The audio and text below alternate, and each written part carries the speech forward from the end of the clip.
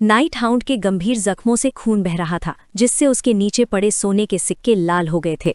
वो मजबूती से खड़ा था, उसका शरीर सुनहरे हथियारों से छलनी था। उसने डोलोरेस को राक्षस के हमले से बचाया था। नीचे से डरी हुई डोलोरेस सिर्फ ऊपर देख सकती थी और उसका नाम फुसफुसा सकती थी।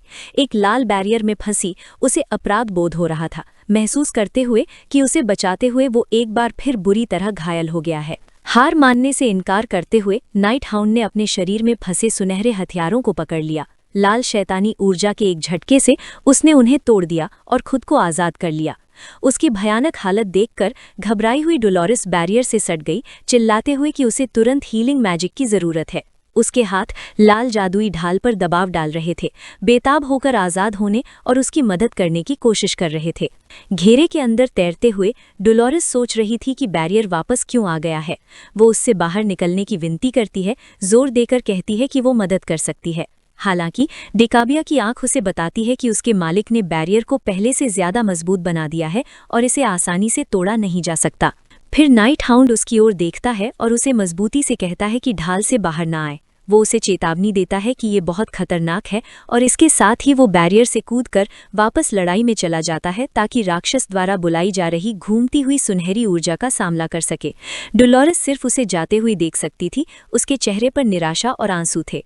बेलियल फिर से हमला करता है, अनगिनत नुकीले सुनहरे ब्लेड बुलाता है जो हवा में भर जाते हैं, नाइट हाउंड पर गिरने के लिए तैयार होते हुए नाइट हाउंड अपनी चमकती लाल आंखों से हमले को घूरता है, अपनी विशाल लाल तलवार को पकड़े हुए। जैसे ही सुनहरे ब्लेड बरसते हैं, वो पलटवार करता है, अपने हथियार को तेज रक्षात्मक लाल वारों की बौछार में घुमाता है जो आने वाले तूफान से टकराते हैं। लाल और सुनहरी ऊर्जा की टक्कर सुनहरे हथियारों को तोड़ देती है, जिससे राक्षस का हमला पूरी तरह से रुक जाता है। गिरते हुए सुनहरे टुकड़ों के बीच नाइट हाउंड हमले से बच गया और अगले कदम के लिए तैयार था। नाइट हाउंड की रक्षा से परेशान न होकर राक्षस बेलियल अपनी विशाल बदसूरत बाह उठाता है, एक और विनाशकारी हमले की तैयारी करते हुए। एक शक्तिशाली वार से वो अपने ब्लेड को नीचे गिराता है, नाइट हाउंड को इतनी जोर से जमीन पर पटकता है कि वो हवा में उड़ जाता है। नाइट हाउंड बिखरे हुए सोने के सिक्कों के बीच पड़ा हुआ है, उसके शरीर को बहुत ज्यादा नुकसान हुआ है। उसके चेहरे पर खून के छींटे पड़ते हैं और वो दर्द से अपने दांत पीसता है, हार मानने से इनकार कर देता है। बेलियल अपने दुश्मन की मजबूती पर गुस्सा होकर एक और भी ज्यादा शक्तिशाली हमला करता है। खजाने पर अपने कंट्रोल का इस्तेमाल करके वो शुद्ध सोने की एक विशाल मुट्ठी बुलाता है और उसे गिरे हुए योद्धा के ऊपर ऊंचा उठाता है। फिर वो विशाल सोने की मुट्ठी तेजी से नीचे आती है, जिसका मकसद नाइट हाउंड को पूरी तरह से कुचल देना है। जमीन से ऊपर देखते हुए नाइट हाउंड की आंखें उस जबरदस्त शक्ति को देखकर सदमे से चौड़ी हो जाती हैं। इस बीच डेकाबिया की सुरक्षा कवच में फंसी हुई डोलोरेस अपनी खुद की जानलेवा लड़ाई लड़ रही है। वो चुपचाप खड़ी नहीं रह सकती। वो बार बार अपने खाली हाथों से जादुई ढाल पर हमला करती है, आज़ाद होने की कोशिश करती है। हालांकि इस कोशिश से उसके हाथ और बाहें ही जख्मी और खून से लथपथ हो जाती हैं। दर्द के बावजूद वो अपना हमला जारी रखती है। एक पवित्र रोशनी की पट्टी उसकी आंखों को ढक लेती है, क्योंकि वो अपनी पूरी ताकत कवच को तोड़ने में लगा देती है। उसकी कोशिशें बेकार जाती हैं। उसके खुद के जख्मों से उसके पैरों के पास खून का एक तालाब बन जाता है। प्राचीन राक्षस डेकाबिया देखता रहता है, उसकी आंखें उसके जख्मों को देखती हुई लगती हैं। जब वो संत से बात करता है तो उसके हाथों की हालत बताता है। अपनी लाचारी का एहसास डोलोरेस के लिए बहुत ज्यादा है और उसकी ताकत आखिरकार जवाब दे देती है, जिससे वो घुटनों के बल गिर जाती है। निराशा से घिरी हुई वो अपने कांपते हुए खून से लथपथ हाथों को देखती है। इस बात से नफरत करती है कि वो मदद के लिए कुछ नहीं कर सकती। निराशा में घुटनों के बल बैठी डोलोरेस अपनी शक्ति के बारे में सोचती है। वो जानती है कि उसकी दिव्यता भगवान में शुद्ध विश्वास और न्याय और समानता के आदर्शों से आती है। हालांकि उसे लगता है कि ये पवित्र शक्ति एक ऐसे राक्षस के खिलाफ पूरी तरह से बेकार है, जिसकी ताकत इंसानी लालच और पैसे की पूजा से आती है। उसे राक्षस डेंटालियन के खिलाफ अपनी लड़ाई याद है, एक समय जब उसे विश्वास था कि उसने अपनी सीमाओं को पार कर लिया है और अपनी क्षमता को जगाया है। उसने सोचा था कि इस बार सब कुछ अलग होगा, कि वो गर्व से खड़ी हो पाएगी और अपनी ताकत से नाइट हाउंड की मदद कर पाएगी।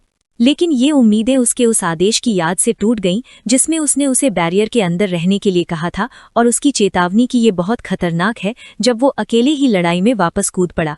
बोझ होने का एहसास, उसकी मदद न कर पाने का एहसास उसे हावी हो जाता है।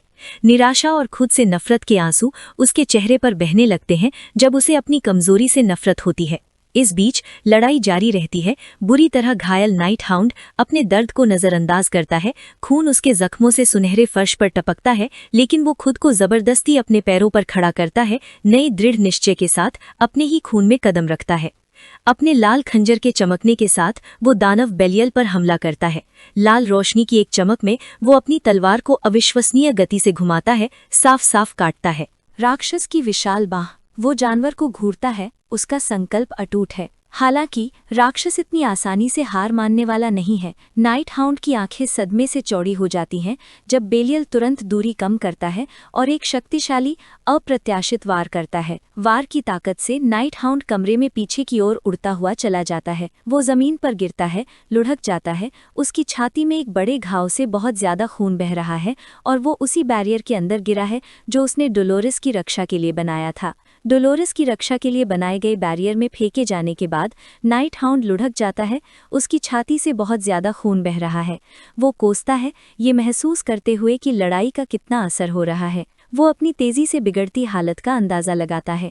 उसके माना का इस्तेमाल उसकी उम्मीद से कहीं ज्यादा हो रहा है। उसके सॉलिड ऑरा का लगातार इस्तेमाल और डेकोराबिया के शक्तिशाली बैरियर को बनाए रखने के लिए जरूरी बड़ी मात्रा में माना उसकी ऊर्जा को खतरनाक दर से खत्म कर रहे हैं। इससे भी बुरी बात यह है कि उसके राक्षसी खंजर की मजबूत हीलिंग क्षमता भी कमज़ोर पड़ने लगी है। वो जानता है कि सिर्फ उनके तय समय तक जिंदा रहना ही काफ़ी नहीं है।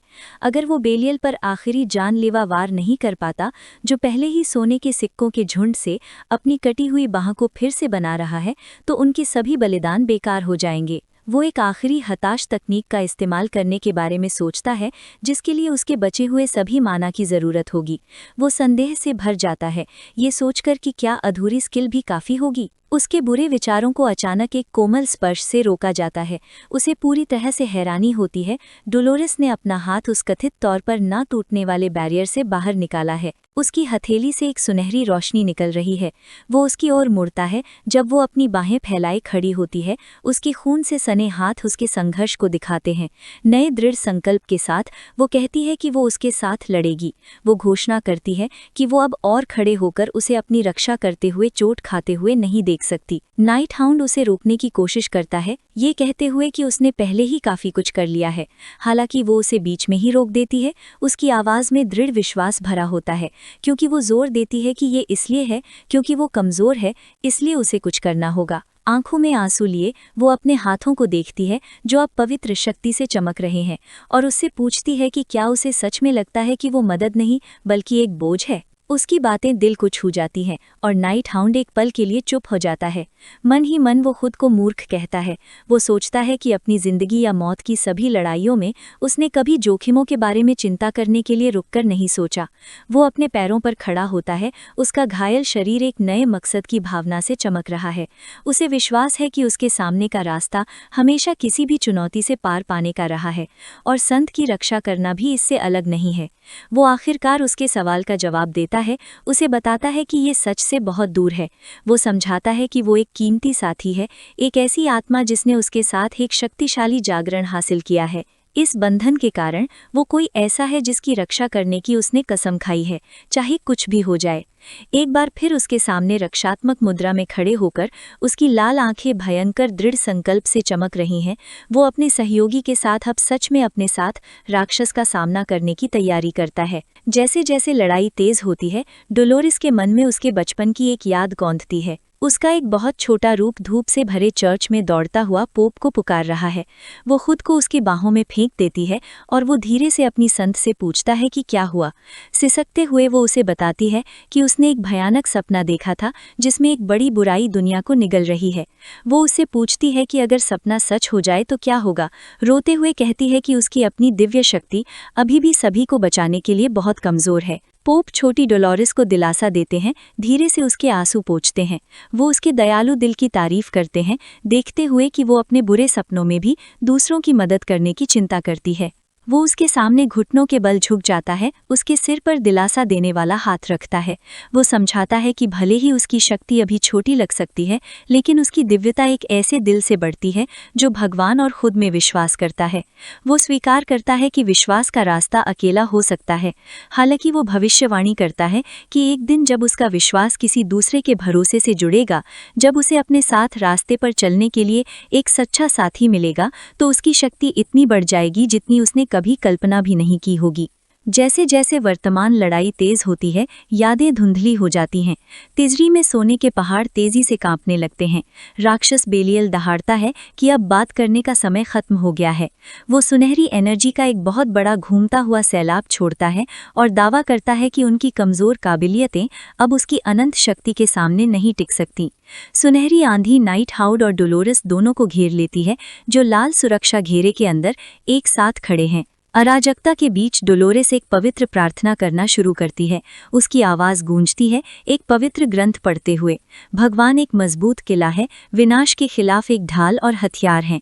नाइट हाउंड उसे देखता रहता है, उससे निकलने वाली जबरदस्त शक्ति को देखकर हैरान है। अपने हाथ जोड़े डोलोरेस अपनी प्रार्थना जारी रखती है, ये इच्छा करते हुए कि वो उसका बोझ उठा सके और कोई ऐसा बने जिस पर वो भरोसा कर सके। वो एक शक्तिशाली जनरी को बुलाती है। मैं आगे बढ़कर उसके साथ लड़ूंगी। उसकी प्रार्थना अपनी चरम पर पहुंचती है। वो घोषणा करती है कि अगर नाइथॉन्ड सच में उस पर भरोसा करता है, अगर वो सच में उसे एक साथी मानता है और सिर्फ बचाने वाला नहीं, तो उसे अपना नाम बताना होगा। उसकी आंखों से आंसू बह रहे थे और उसका पूरा शरीर एक जबरदस्त सुनहरे आभा से चमक रहा था।